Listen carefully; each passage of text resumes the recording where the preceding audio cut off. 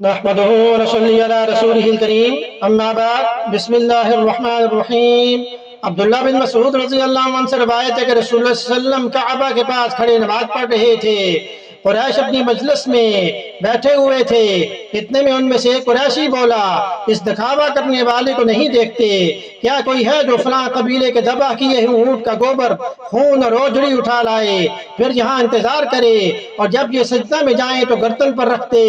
چنانچہ اس کام کو انجام دینے کے لیے ان میں سے سب سے زیادہ بدبخت شخص عقبہ بن ابی معیط اٹھا، اور جب آپ صلی اللہ علیہ وسلم سجدے میں گئے تو اس نے آپ صلی اللہ علیہ وسلم کی گردن مبارک پر یہ غلاظتیں ڈال دیں۔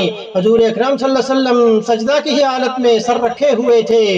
مشرکین یہ دیکھ کر ہنسے اور مارے ہنسی کے ایک دوسرے پر لوٹ پوٹ ہونے لگے۔ ایک شخص عبداللہ بن مسعود رضی اللہ عنہ حضرت فاطمہ رضی اللہ عنہ کے پاس آئے، وہ بھی بچی تھیں۔ آپ رضی اللہ عنہ دوڑتی ہوئی آئیں، حضور اکرم صلی اللہ علیہ وسلم اب بھی سجدے میں تھے۔ پھر حضرت فاطمہ رضی اللہ عنہ نے ان غلاظتوں کو آپ صلی اللہ علیہ وسلم کے اوپر سے ہٹایا اور مشرکین کو برا بلا کہا۔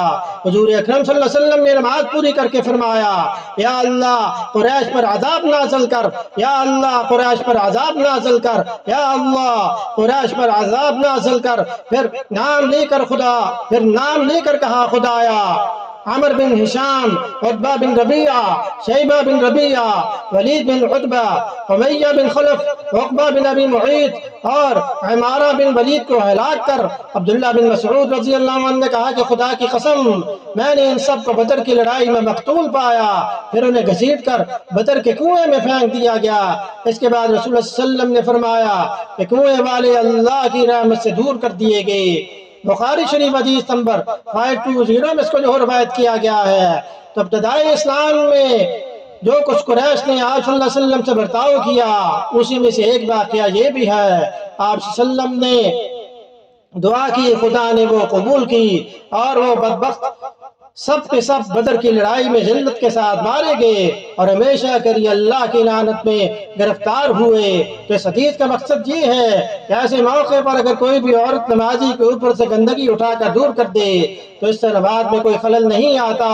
اور اس سے یہ بھی معلوم ہوا کہ اگر کفار کے بارے میں یہ معلوم ہو جائے کہ وہ اپنی حرکات سے باز نہیں آئیں گے تو ان کے لیے بد دعا کرنا جائز ہے، بلکہ ایسے بدبختوں کا نام لے کر بد دعا کی جا سکتی ہے۔ مومن کا یہی آخری ہتھیار ہے۔ تو اللہ پاک ہمیں سنت پر عمل کرنے کی توفیق عطا فرمائے، اسلام کو پھیلانے کی توفیق عطا فرمائے، حدیث سننے کے بعد اسے شیئر بھی کریں تاکہ یہ آپ کے لیے صدقہ جاریہ بن جائے۔ وما علینا الا البلاغ المبین۔